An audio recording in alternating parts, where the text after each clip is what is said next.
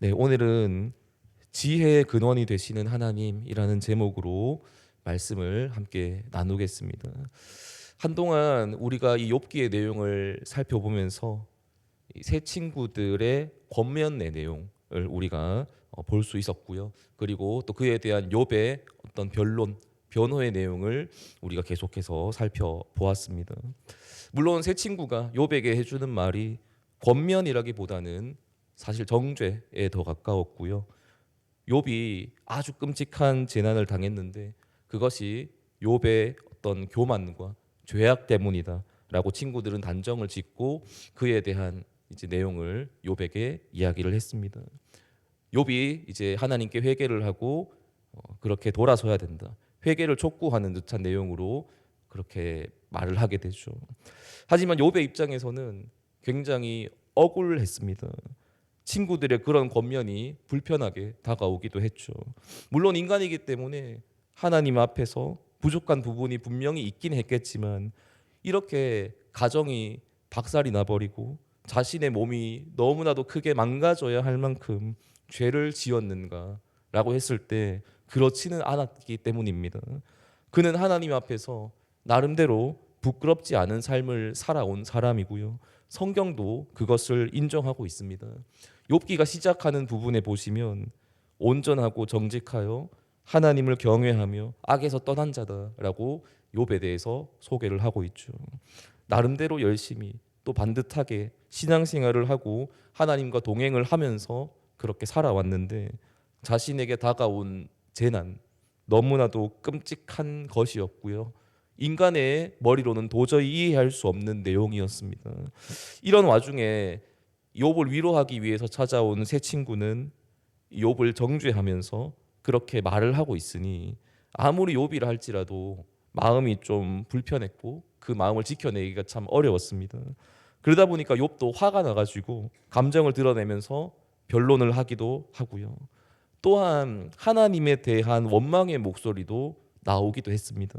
나에게 왜 이렇게 하시는지 이해할 수가 없어서 불평을 쏟아놓은 부분도 있어요.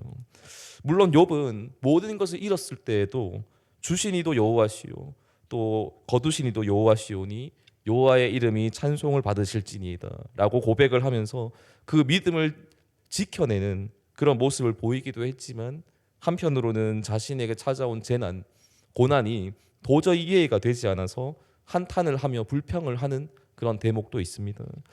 욥기 7장 11절에 있는 말씀을 보면 이런 한탄을 하고 있거든요. 그런즉 내가 내 입을 금하지 아니하고 내 영혼의 아픔 때문에 말하며 내 마음의 괴로움 때문에 불평하리이다. 아무리 믿음 좋은 사람이라 해도 이 정도의 고난과 재난을 만나게 되었을 때 꿋꿋하게 믿음을 지켜낸다는 것은 참으로 어려운 일입니다. 욥의 마음이 참 이해되는 부분이죠. 하지만 이 욥이라는 인물은 오늘 28장에 와서 자신의 그 한탄조차도 뉘우치고 하나님의 일하심을 인정하는 그러한 모습을 보여주고 있습니다. 욥기 28장은 꽤나 많은 내용이 적혀 있지만 아주 간단하게 요약을 해볼 수 있는데요. 먼저 인간의 힘으로 어둠 속에 있는 광물을 캐낼 수는 있겠지만 지혜와 명철만큼은 얻을 수가 없다라는 그 사실을 욥이 고백을 하고 있습니다.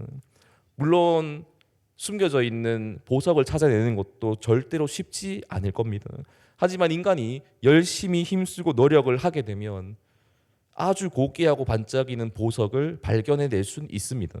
그러나 지혜와 명철만큼은 아무리 노력을 해도 인간의 힘으로 찾아낼 수 없다는 거죠. 하지만 욥기의 저자는 본장 23절에서 이러한 고백을 이어나가고 있습니다. 하나님이 그 길을 아시며 있는 곳을 아시나니. 우리 인간은 절대로 찾을 수가 없지만 하나님께서는 지혜와 명철이 어디에 있는지 아신다라는 그런 고백이죠. 더 정확하게 말하면 하나님이 곧 지혜의 근원이시다라는 사실을 욥기의 저자는 깨닫게 됩니다. 그래서 28절에 보면 주를 경외함이 지혜요 악을 떠남이 명철이다라는 그런 결론을 내리고 있습니다.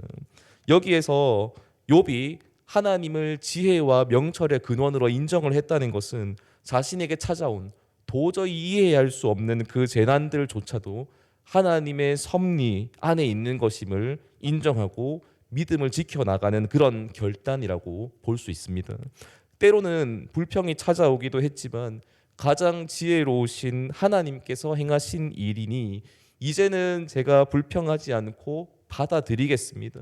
오히려 하나님을 믿지 못한 자신의 모습을 회개하겠다라는 그런 내용으로 오늘 본장은 전개가 되고 있습니다. 욥의 이런 믿음의 고백은 하나님을 믿고 살아가는 우리에게도 큰 도전을 안겨주는 그런 메시지라고 할 수 있을 겁니다. 우리도 살아가다 보면 고난과 역경 분명히 만나지 않습니까? 욥이 당한 재난과 비교를 했을 때는 좀 많이 작을 수도 있겠지만 그래도 나름대로는 감당하기가 쉽지 않은 그러한 일들이 우리의 삶 속에는 불쑥 찾아오기도 합니다. 이런 상황을 만났을 때 한탄과 불평 나올 수 있을 겁니다. 하나님이 살아 계신다면 어떻게 이러한 일이 일어날 수가 있습니까? 라고 항의하면서 하나님의 살아 계심을 의심하는 사람도 있을 겁니다. 하지만 분명한 것은 우리 하나님께서는 오늘도 살아 계시고 그리고 또한 가장 지혜로우신 분이라는 사실이죠.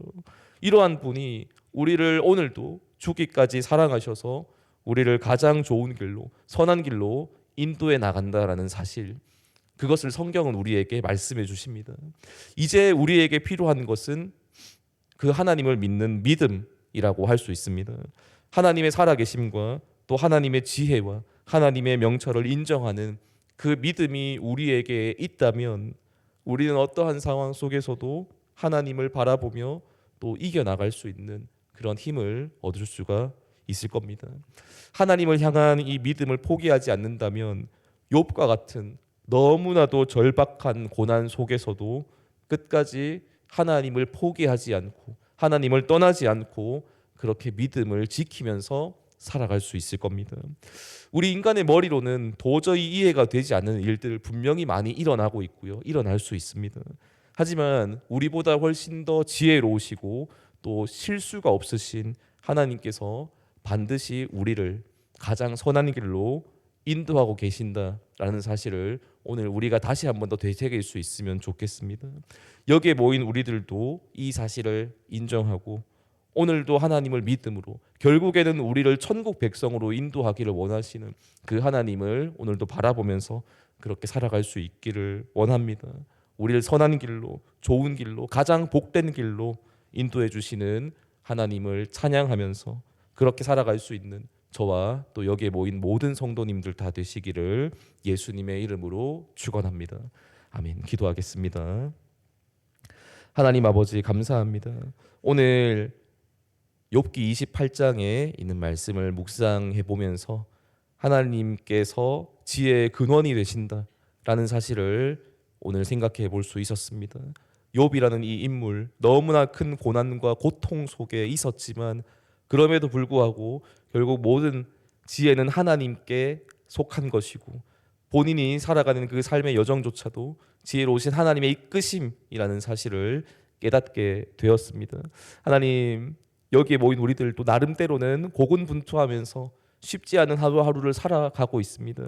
하지만 주님, 우리를 가장 선한 길로 우리의 영혼이 천국에 들어갈 수 있도록 오늘도 인도하여 주시는 그 하나님의 선하심을 맛보게 하시고 하나님의 그 놀라운 지혜에 우리가 감격하며 주님을 온전히 바라보며 살아가고 나아갈 수 있는 그러한 믿음, 그러한 신앙의 모습 허락하여 주시옵소서. 우리의 영혼을 죽기까지 사랑하시는 그 주님, 그 마음을 우리가 헤아리면서 그렇게 살아갈 수 있기를 원합니다. 오늘도 주님과 동행하는 하루가 될 수 있도록 인도하여 주시옵소서. 감사드리며 예수님의 이름으로 기도드립니다. 아멘.